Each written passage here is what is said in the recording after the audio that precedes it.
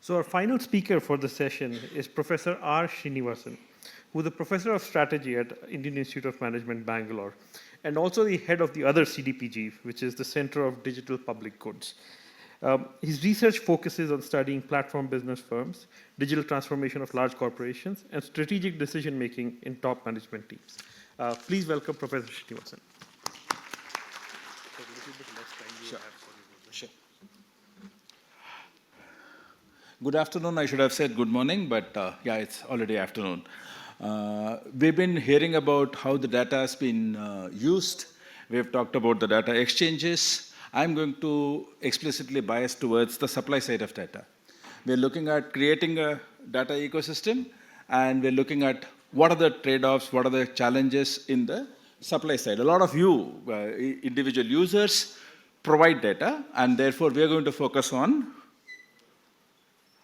6 trade-offs that we are looking at when we are in the supply side. So I'll go through each of these slides, each of these trade-offs. The first of this is that we create digital profiles.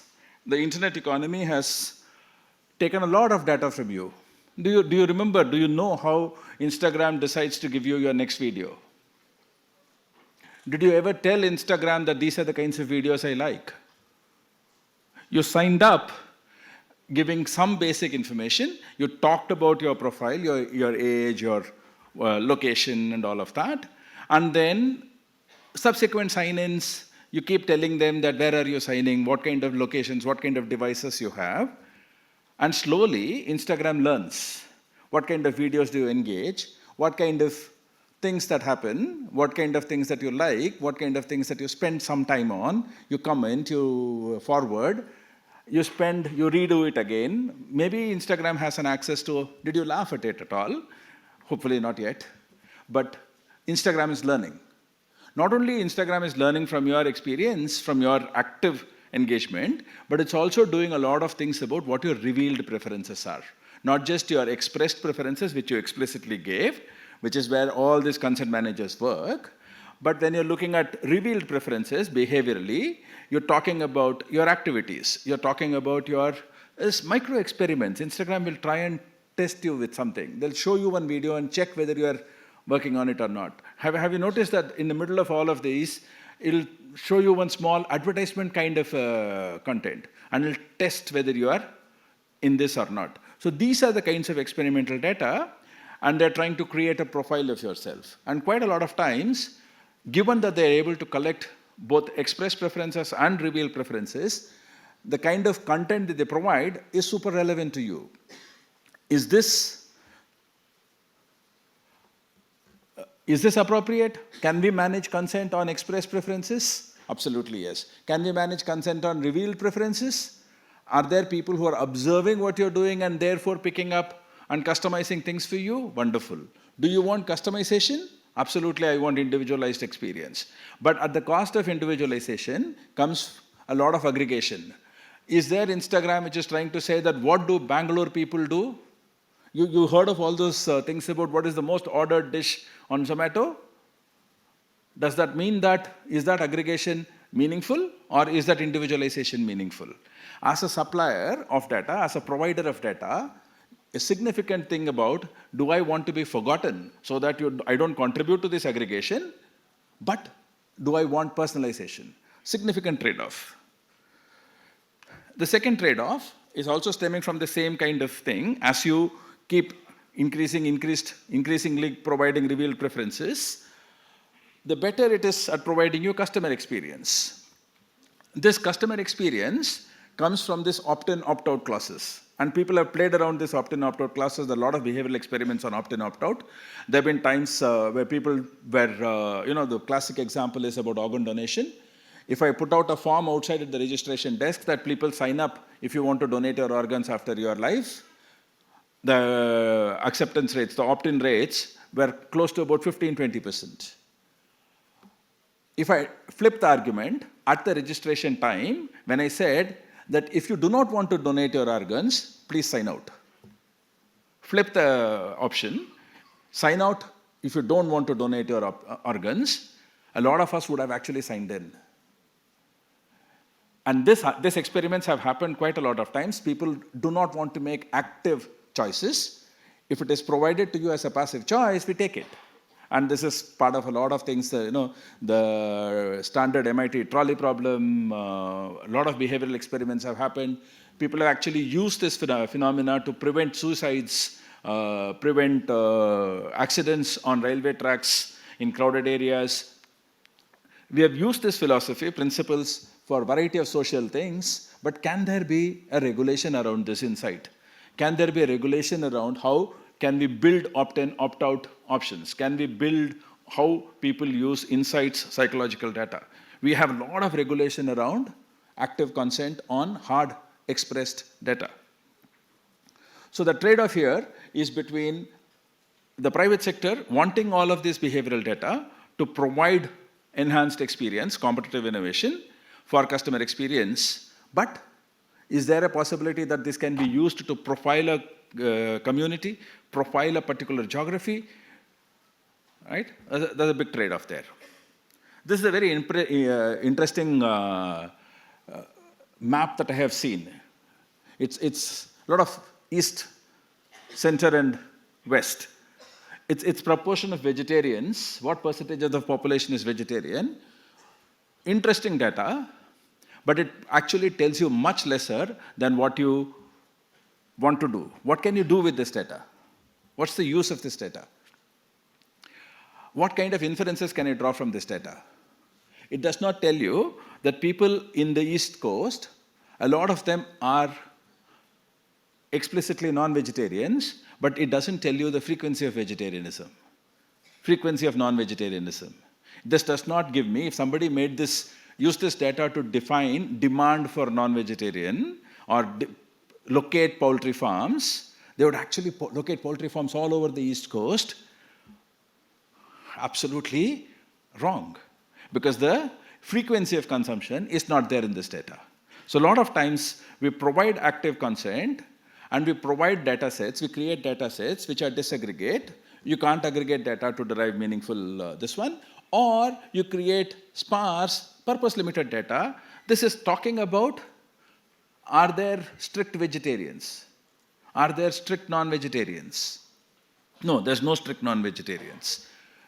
I can't make any inference out of this data. It's nice, beautiful map, but I can't make any meaningful inference out of this data as a private player, either locating vegetarian restaurants or locating non-vegetarian production houses or meat houses, right? It's a lot of this data that is available, a lot of this data that we collate from the supply side, end up with these kinds of maps, end up with this kind of fancy visualizations with no specific inferences. So therefore, we want to do this, picking up individual single piece of data and aggregate them, aggregate whatever data is available, and therefore, we want to create active consent.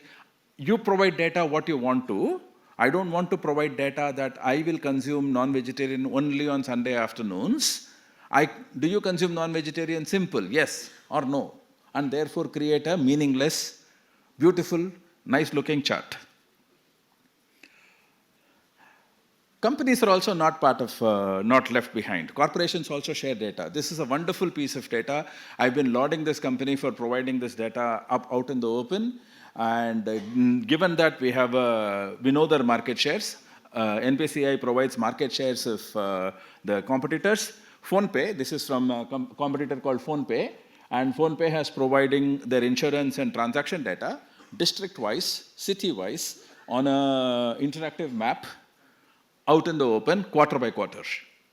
Now you can actually take this data and you know that in this particular quarter the market share is 51%. You can actually derive the entire country's data. And therefore, now you look at, as a competitor, where should I attack PhonePe? Where should I actually start campaigning against PhonePe? Right? You see the southern parts of Tamil Nadu, you see western parts of Gujarat, you see Rajasthan, where the border areas of Rajasthan, right? These are places. If I actually had access to public data on the second best competitor, I can actually overlay that, and you can actually see that that's exactly where those fellows are strong. given that the market is a duopoly, should they share this data? Should they make things available, openly available for a competitor to come and exploit this data for their competitive advantage? You want to be transparent, but do you want to share your priorities? So given that this data was available, given that Google Pay data was also overlaid on top of this, we exactly knew where the next UPI battles are going to be. We exactly knew that the next UPI battle is going to be on Saurashtra, on Western Rajasthan, on South Tamil Nadu. Right? And we have actually given out our strategic priorities. As a strategy professor, that doesn't make me very happy because I want to be data transparent, but I don't want to be strategy transparent. Right? Quality data is not cheap. We keep talking about data. Sharad talked about 80% middlemen, providers, data consumers, consent managers. The infrastructure is not easy. The registries building, maintaining is not easy at all. So therefore, we need to spend some time to build high quality data. Spend enough time, not only one-time cost, be able to continuously update the data again and again and again and again. Good quality data is also not only relevant, but is also about currency.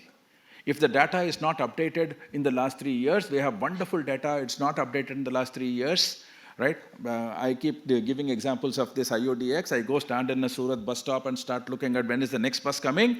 The next bus is data is updated in 2022. The next bus is coming on 14th October 2022. Sorry, that's not going to help. I need to know data for the next 3 minutes, not data for the last 2 years. For the consumer standing in the Surat bus stop, next 3 minutes data is more valuable than I have 10 million data records on my bus stops. Zero, not worth it. So therefore, we need to make sure, we need to invest time, effort, money in collecting and continuously updating data. Both stock of data, creating this 10 million data is important for us to do training, for us to do inference building, but also the flow of data for the next 3 minutes, for the next 5 minutes, for the next 15 minutes is where we need to look at how do I build this. And somebody who is a non-intensive user, somebody who is very intensive user, who is experienced, who takes the same bus every day, knows exactly when the bus is coming. For a non-intensive user, I am visiting Surat, I don't know when the bus is coming. I need to know when the bus is coming based on this kind of high quality data. It's important that we build high quality data. Now what happens is a lot of these naive solutions, a lot of governments and organizations have said that, you know what, let's get all the private companies to pool the data together. Let's create data collectives. Data collectives is a wonderful idea. Everybody puts their data together, but then the concept of everybody pooling the data together is either poor quality data will get poor quality data. One person starts, it just requires one person to start putting in poor quality data. Everybody else is saying, why am I being cheated when this fellow is allowed to put poor quality data? And then everybody starts putting poor quality data in. Or these fellows end up creating a club and collude and say that this is the truth, nobody else is the truth. They start defining their version of truth. So therefore, it is important that we build these collectives, but we need to make sure the collectives are governed very well.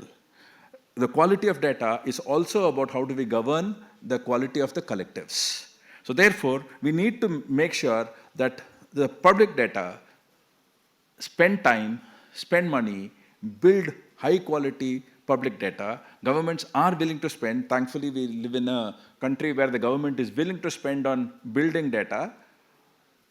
Please invest time, effort in building high quality data. Don't rely only on proprietary data sets. Proprietary data sets are also built, but proprietary data sets had very specific purposes. Could be very specific purposes. So therefore, to summarize all of these, the big trade-off is leveraging publicly available data as a public resource. As individuals, as innovators, I want to use the same data set. 5 competitors use the same data set, use the same digital rail, and get the same inference. We don't differentiate ourselves. I am in the enterprise business, I am in the innovation business, I want to differentiate myself from my competition. How do I end up differentiating from my competition? When I have the same base of data, I need to be able to build a lot of inferencing skills, a lot of analytical skills. My ability to analyze is important for me to build optimal differentiation. If I differentiate too much, I'm not part of that industry. I'm part of the same industry, therefore I need to behave the same things. I need legitimacy, but I also need to build optimal differentiation. So that trade-off is what innovators, private sector players have to do when you put public data in private hands. Therefore, put all this together, it cannot be done purely by the private sector, it cannot be done purely by government, it cannot be done purely by civil society organizations. We need a handshake of all of these three fellows to get this entire data to be available, to be made available.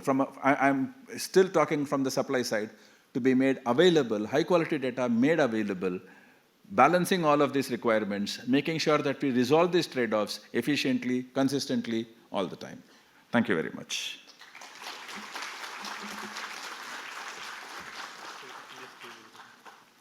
Thank you, Professor Srinivasan.